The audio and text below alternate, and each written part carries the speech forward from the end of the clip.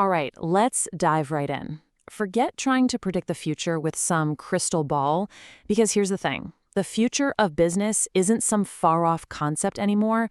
It is happening right now.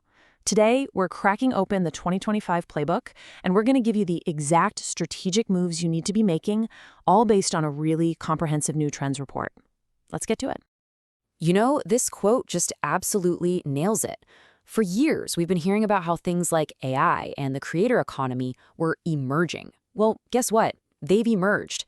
In 2025, these aren't just theories you can afford to ignore anymore.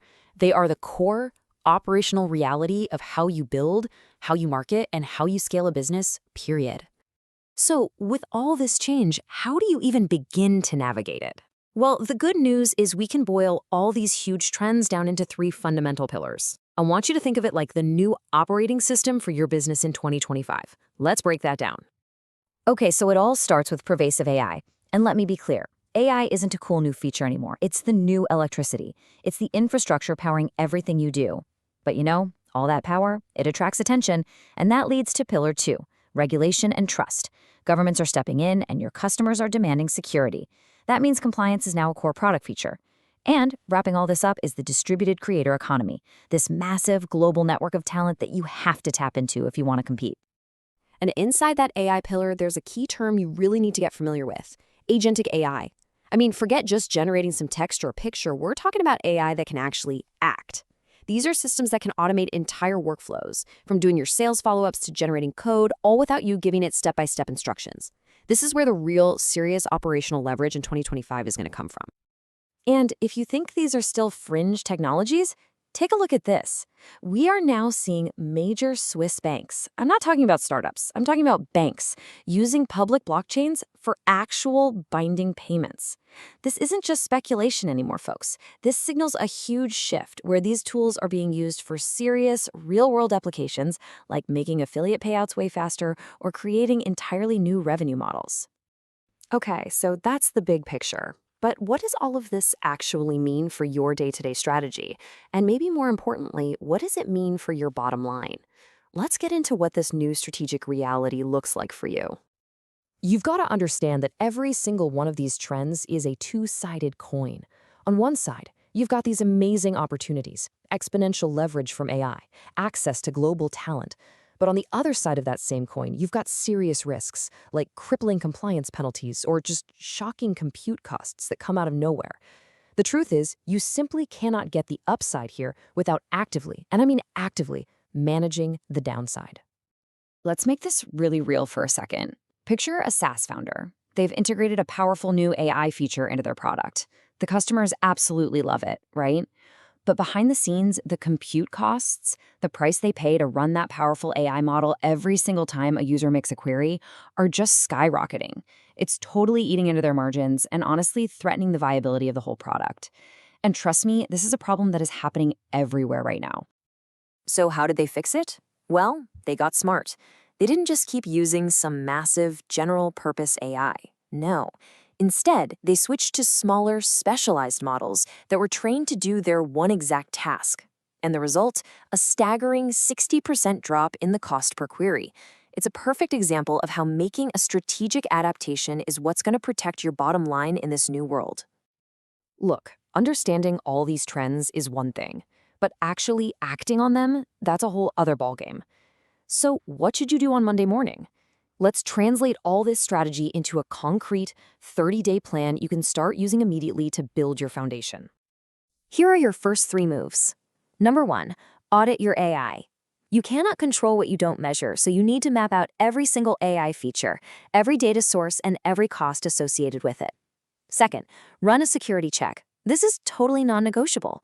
Mandate two-factor authentication across the board. And third, take a hard look at your affiliate terms. Your partners are crucial, so make sure your payout rules are crystal clear and maybe even explore ways to pay them faster. It's all about gaining visibility and control, right now. And hey, look how simple building trust can be. This right here is called a model card. It's not a bunch of legal jargon. It's just a plain language statement that tells your users exactly how you use AI. You can literally copy this template, fill in your details, and post it on your website today. This one small step is a giant leap for transparency and building real customer trust. So we've got the trends, and we have a plan. But the final piece of the puzzle isn't really about tactics. It's about mindset. To truly thrive in this new environment, you need to operate with these new rules baked right into your company's DNA. So the real question is, are you ready for that? Let's run a quick diagnostic. Just ask yourself these questions, a quick yes or no. Do you have an AI inventory? Are your compute costs actually baked into your pricing model? Do you have a documented incident response plan for when things go wrong? And can you pay your partners in under 30 days? Be honest with yourself. If you answered no to more than one of these, you have some urgent work to do. Because ultimately, that is what it all comes down to. The landscape has fundamentally changed. The new operating system is installed, and the playbook is right here, in your hands. The only question left is, are you ready to get on the field and actually run the place? All right, today we are diving deep into the ONPASSIVE platform to take a look at its brand new financial system. We're going to break down exactly how it all works, from getting a refund to earning commissions, all based on what the platform itself has explained. So let's get right into it. First, just think about this for a second. How does a massive global platform actually manage money for people in over 200 different countries? I mean, you've got all these different currencies, completely different banking laws, not to mention the constant risk of fraud. It's an incredibly complex puzzle, and that's really the core problem this new ONPASSIVE system was built to solve. Okay, so here's our game plan for this explainer. First, we'll get into why a new system was even necessary. Then, we'll walk through the nuts and bolts of refunds and commissions. After that, we're going to look at the tech that makes it all happen, the digital wallet and passport. And to wrap it all up, we'll talk about the big picture vision behind it all, fairness and security. Right, so Section 1, why build a whole new system from the ground up? Well, to really get why this new approach is such a big deal, you first have to understand the old problems it was designed to fix. It's really that classic story of moving from something super complex to something clean and streamlined. And this slide really lays out the night and day difference. In the past, users were dealing with payout delays, they had to go through confusing manual requests, and there was no way to actually track their earnings in real time. The new system tackles every single one of those issues, swapping out those slow manual steps for a process that's automated, instant, and totally transparent. So, what does this new streamlined approach look like in practice? Well, let's start with something that's super important for any user, getting your money back. This whole next section is about the new refund process. The whole thing has basically been boiled down to these 4 automated steps. You submit a request, the system instantly verifies it's you, it checks the request against platform policies, and bam, the money is released. No more endless back and forth emails or waiting around for someone to manually approve things. And what's the result of all that automation? Speed. Most refund requests are now getting processed in just 24 to 48 hours. That kind of turnaround is a direct result of how this new system was designed. Okay, so we've gone from getting money back to making money. Section 3 is all about how commissions are earned. And the key phrase to remember here is real-time rewards. That phrase tells you pretty much everything you need to know about the philosophy here. So the way earnings are structured is pretty straightforward. You've got 3 tiers. First, there are direct commissions, which you get from your own personal referrals. Then you have team commissions, which are based on how your whole network is performing. And finally, there are bonus pools, which are basically special incentives for the top performers. Now, this is the really crucial point. It doesn't matter which tier the earnings come from, they all flow directly and instantly into your digital wallet. There's no more waiting for a weekly or monthly payout. The second you earn it, it's yours. And that, of course, leads us right to the engine that's powering this entire system, the digital wallet and its security features. This section is all about the core technology, called OWallet and OVerify, that actually makes all of these instant and secure transactions possible. The easiest way to think about the OWallet is like it's your own personal bank, right inside the ONPASSIVE ecosystem. It's the central hub where all your money, whether it's from commissions or refunds, is held securely. And from there, you're the one in control. You decide what happens next. Let's use a real-world example they gave. Say there's a user named Mary in Canada, and she earns a $500 commission. That money lands instantly in her OWallet. She then decides, okay, I'm going to transfer $300 of that to my personal bank account, and I'll keep the other $200 right here in my OWallet to pay for my next subscription upgrade. It just shows the kind of flexibility you have to manage your own funds. So you're probably asking, how is all of this kept secure? That is where OVerify comes into play. And the source material uses this perfect analogy. OVerify acts like a high-tech digital passport. Every single important financial action, like trying to withdraw money, requires this passport to prove you are who you say you are. It's a fantastic way to make sure only you can ever access your funds. And that brings us to our final section, the vision. You see, all of these features we've just talked about, the speed, the automation, the security, they aren't just technical bells and whistles. They're all built on top of a core philosophy of fairness and security. The entire system is really built on these three pillars. You've got security, which is handled by things like AI and biometrics. You've got transparency, thanks to those real-time dashboards where you can always see exactly what's happening with your money. And you've got compliance, which means it follows major international financial rules so it can operate legally all over the world. So, to wrap it all up, the stated goal here is pretty simple, but it's also really ambitious: to create a financial ecosystem that is faster, fairer, and more secure for every single user on the platform, no matter where in the world they happen to be. And that leaves us with a final thought to chew on. As more and more of our financial lives happen online, it raises a much bigger question for all of us, doesn't it? What new standards for things like speed, transparency, and security should we, as users, start demanding from every single platform we use? Thanks for tuning in. All right, let's peel back the curtain on those massive corporate announcements. You know the ones I'm talking about. The huge town halls, the live updates, the big presentations. We're going to break down the strategy behind it all. So, have you ever sat through one of those for an hour, maybe more, and by the end, you're just lost? You're left wondering, okay, what was the signal and what was just noise? It feels like you're trying to drink from a fire hose, right? But here's the secret. It's not random, not at all. There is a method to the madness. These announcements follow a pretty predictable structure, a playbook. And by the time we're done here, you're going to have the decoder ring. So first up, let's talk about the why. Specifically, the timing. You ever notice how these big reveals often happen right after some major company celebration, like an anniversary or a founder's birthday? Well, that is definitely not a coincidence. It's all about momentum. I mean, think about it. The company uses all that positive energy from the celebration to pivot everyone's focus forward. It's the absolute perfect moment to set the agenda for the future, reveal what's next, and get everyone re-energized and optimistic. It's a totally strategic move to keep that hype train rolling. Okay, so now that we get the why behind the timing, let's break down the what. What exactly are they packing into these long, detailed updates? Let's dive in. If you look at a typical 100-minute broadcast, how they slice up that time tells you everything about their priorities. Notice this: a full quarter of the time goes to product and roadmap, the tangible stuff, and another whole quarter is dedicated to vision. The rest gets split up. This isn't just an agenda. It's a giant flashing sign pointing to where they want you to focus. So let's get into the nitty-gritty. First, you're going to hear about product updates, new features, better dashboards, you name it. Then they'll lay out a roadmap, and hopefully it has real dates because everybody craves certainty. After that comes the business stuff, changes to compensation, new pricing, and finally they'll talk about growth, expanding into new markets or announcing new partnerships. But wait, there's more. The second half of this playbook is all about the support system, training, events, better customer service, and this next part is crucial. They'll touch on governance. This is where they talk about system stability or fixing past mistakes to build trust. You'll probably see some special offers thrown in to sweeten the pot.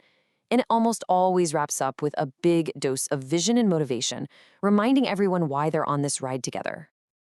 Okay, we've covered the why and the what, but now we get to the most important question of all. So what?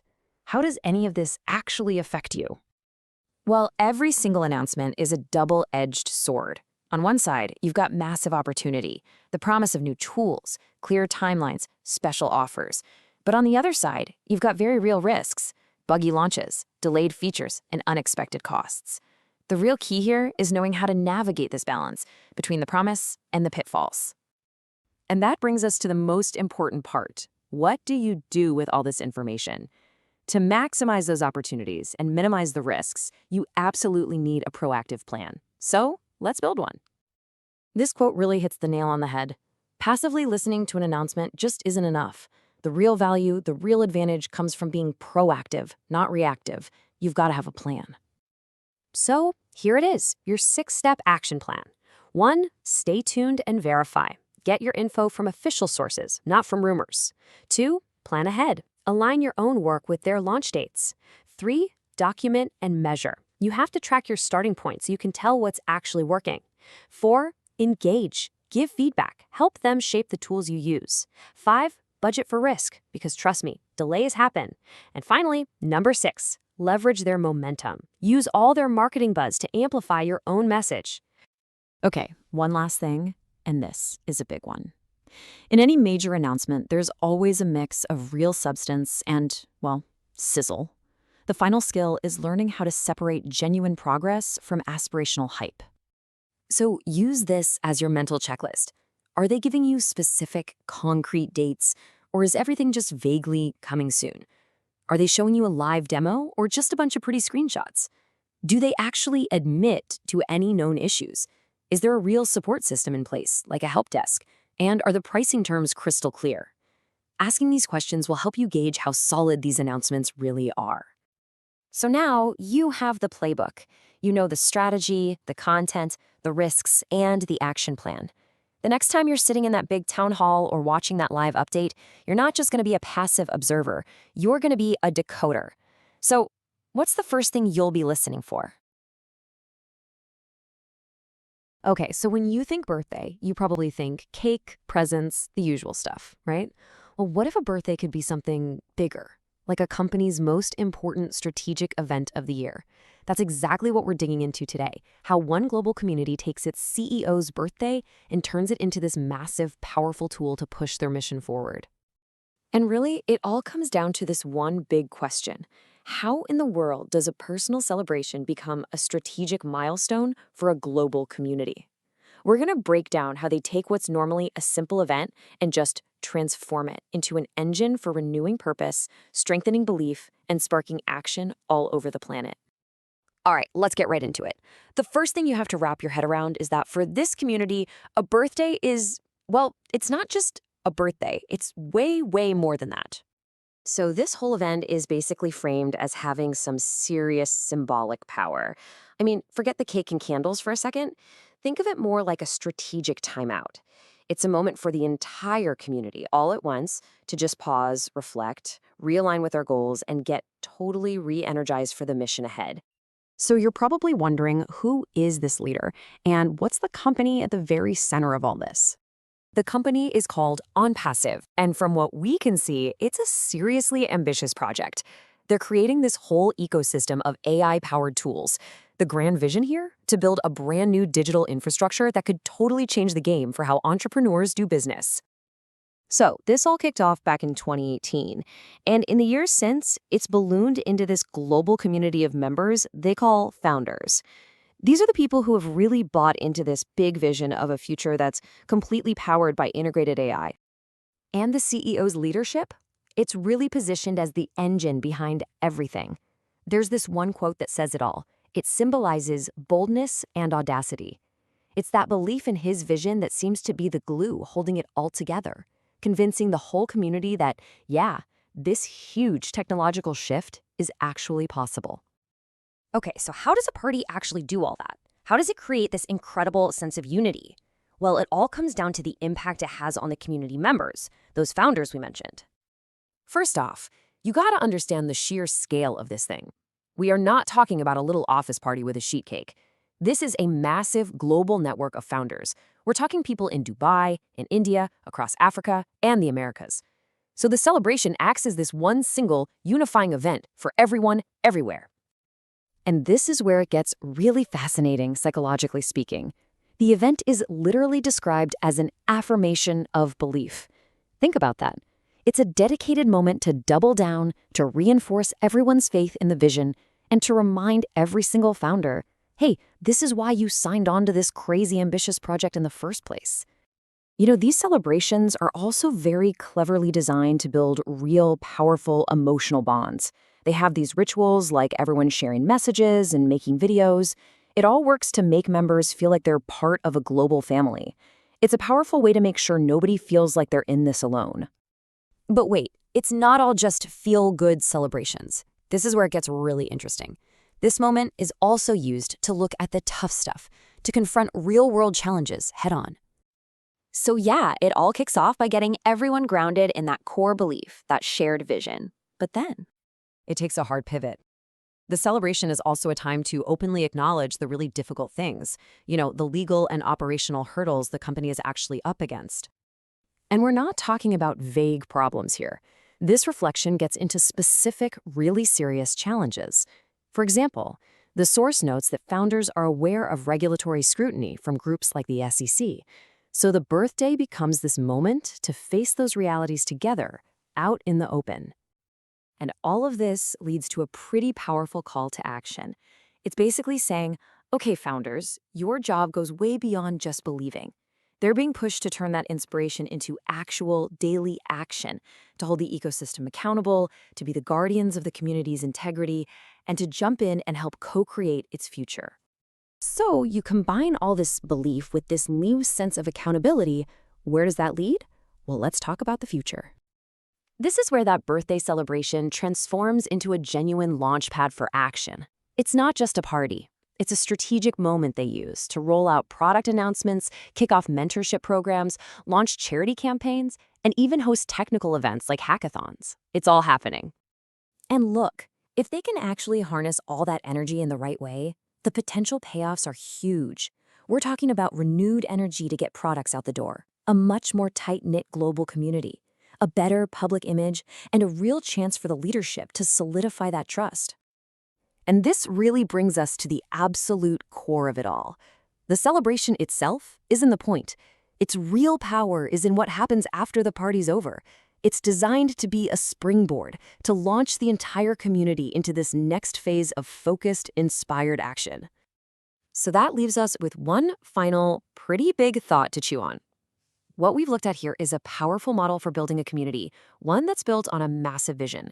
It makes you ask a really crucial question. When a community is fueled almost entirely by belief, what's the glue that actually holds it all together? Is it just the inspiration? Is it the execution of the plan? Or is it something deeper, the shared responsibility that every single member of that community carries?